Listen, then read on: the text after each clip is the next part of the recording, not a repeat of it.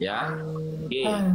Nah, sementara nasabnya Abdullah yang kemudian dinisbahkan sebagai salah satu putra daripada Ahmad bin Isa, itu buktinya mana? Karena ada pertentangan di situ. Pertentangannya di mana? Satu, tidak ada ulama nasab yang menyebutkan nama Abdullah atau Ubaidillah sebagai putranya Ahmad bin Isa dari zaman ke zaman, kecuali ya kitab Al-Burqah Al-Musyiqah yang merujuk kepada As-Suluk dan talkhisnya Iwaji, gitu loh. Nah, berarti di sini kesyuhra istifadhahannya Ubaidillah itu dipertanyakan, gitu loh. Terus kamu pengen tahu lagi, ya, apa selain itu syaratnya syuhra istifadhah apa? Ya, syaratnya syuhra wal istifadhah itu, ya, bihaitsu ya'rifunahum, dengan sekiranya semua orang mengenal mereka, bisiyadati, dengan gelar kesayyidannya, fi jami'il ajyal, di semua generasinya. Itu syaratnya syuhra wal istifadhah. Selain adamul ma'arid, gitu loh. Sudah ya Gus? Ya sudah, jangan lari ke Ahmad bin Hambal lagi, itu udah selesai. Sekarang seperti ini Gus, seperti ini. Saya pertanyaannya saya nggak akan rubah sama dengan pertanyaannya sampean. Saya nggak akan rubah sama sekali. Sekarang Auf dan Qasid ini merupakan orang yang terkonfirmasi secara historis ada. Karena ada syuhra wal istifadhah. Sekarang saya katakan ini ada pertentangan. Kenapa ada pertentangan? Karena terbukti dari abad sebelumnya, sebelum Ahmad bin Hambal itu menulis, kamu itu kok lari ke Ahmad bin Hambal? Tidak ada yang menyebutkan sama sekali. Kan sama ini pertanyaannya. Tidak ada yang menyebutkan sama sekali. Itu sama sampean dianggap pertentangan. Monggo. Ini sama sampean itu dianggap pertentangan ketika tidak ada yang menyebutkan. Sekarang kemudian yang ketiga, syuhra wal istifadhah, di situ syaratnya adalah harus mereka ma'ruf fi apa itu bisyad fi jami'il ajyal, kan seperti itu. Teori ma'rufnya seperti apa? Di sini seluruh ulama, seperti halnya saya ambil contoh Abi Abdurrahman Muhammad Al-Utaqi, beliau mengatakan di sini sam'iyatun. Sifatnya yang sam'iyatun ini sifatnya mutanaqalah. Mutanaqalah itu berasal dari tasyafu.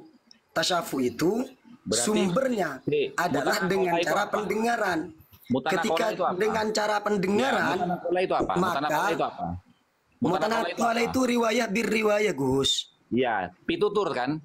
Iya, pitutur. Oke, pitutur itu bisa dibenarkan secara ilmiah berdasarkan apa?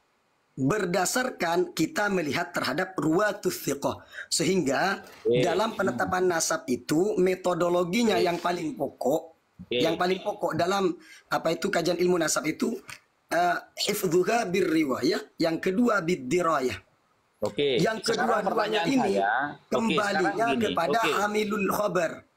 Sekarang begini, ya, singkatnya begini, supaya kamu nggak lari kemana-mana, orang pusing dengerin kamu. Terus terang aja. Nah, gitu. Ini saja, jawab dulu. Begini. Jangan sampai mau lari dari tanggung jawab ini. Jangan lari dari tanggung jawab ini. Tanggung jawab yang lari itu kamu, bukan saya. Kasusnya sama dengan Ubaidillah, bahkan lebih ini, lebih dari Ubaidillah. Lebih ini Ahmad bin Hambal ini. Saya kasih waktu ya, oke. Ibnu Hadi, oke. Saya kasih waktu 2 menit ya. 1 menit kalau perlu. Perbedaan antara nasabnya Ahmad bin Hambal dengan nasabnya Ubaidillah itu beda jauh. Kenapa? Selain syuhra wal istifadhah, di dalam ilmu kaidah nasab itu ada harus menghadirkan harus menghadirkan alamat wadihat dan bayinat sabitat. Nah, di sini kenapa Ahmad bin Hambal itu yang dua jadnya itu tidak disebutkan, itu ditemukan dalam syair jahiliyah yang ditulis oleh Jadilah bin Asad. Nah, ini yang menjadi bayinat sabitat untuk menetapkan nasabnya Ahmad bin Hambal. Yang menyebut syair itu kedua jadnya Ahmad bin Hambal kalau Anda ingin tahu, coba cari di Google di syair-syair jahiliyah.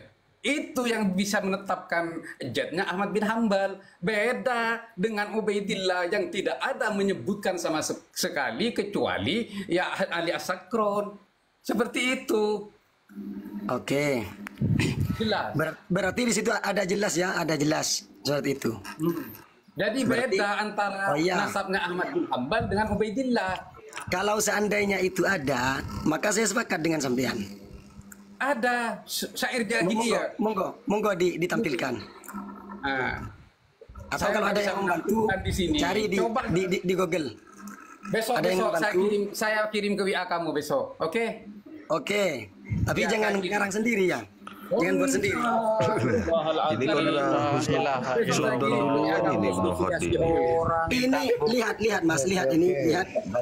Bahasanya illa ini, bahasanya illa. Bahasanya illa. Illa fi amudi nasabil Imam Ahmad alladzi yuqaddid.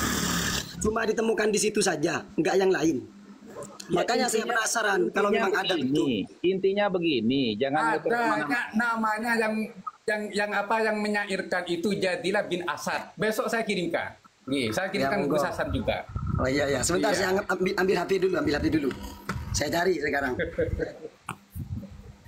Ibnu Khadi, entar dulu Ibnu Khadi. Ini saya cari sekarang. Saya coba berita apa sih kok kayaknya penting banget? Apa beritanya? Coba apa beritanya? Apa penasaran. Mute dulu. Oke, saya informasikan. Saya awali dengan kalimat drastis dari polemik nasab. Pada malam ini ada acara maulid yang menghadirkan Bapak Rizik di daerah Dasuk, Kabupaten Sumeneb. Karena acara maulid, ya banyak orang yang ke sana termasuk saya. Ya.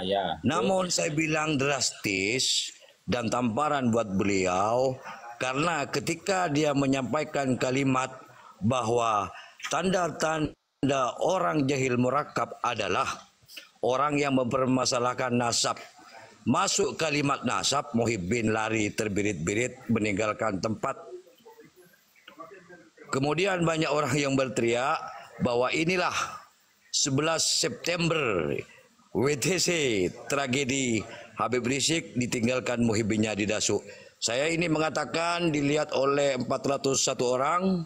Saya bertanggung jawab, saya juga ada videonya. Begitu cuman kabarnya. Oke, terima kasih kepada para kiai-kiai di sini. Terima kasih. Sallu ala Nabi Muhammad. Allahumma sholli wa sallim wa barik alaihi. Sudah Bang Irlan. Videonya dilanjut. Terima kasih banyak. Terima kasih Bang Irlan. Baik, videonya kirim. Saya tunggu deh. Siap. Gak usah dikirim ke Elang, gak usah. Langsung sudah masuk ke